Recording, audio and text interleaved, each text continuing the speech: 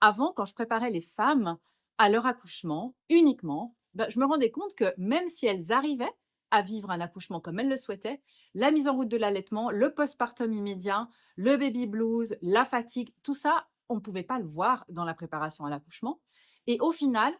c'est ce que j'ai vécu personnellement pour ma deuxième fille. J'ai accouché chez moi, c'était magique, c'était merveilleux, sauf que j'étais absolument pas formée sur comment on met en route ce lien avec bébé,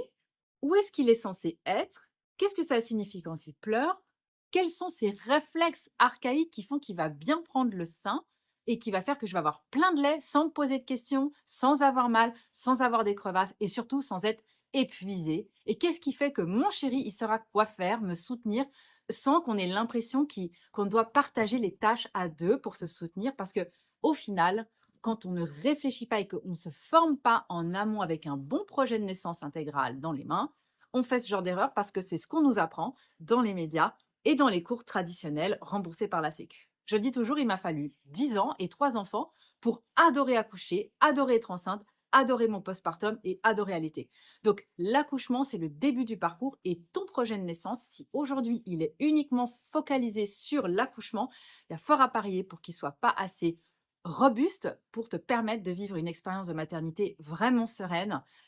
et d'aimer ça tout simplement parce que on nous véhicule et nos copines nous disent souvent ben, c'est fatigant, c'est épuisant, tu dois sacrifier ta vie de femme, tu dois... Et en fait, non, pas du tout. Mais pour ça, il faut avoir quelque chose de global à 360 degrés.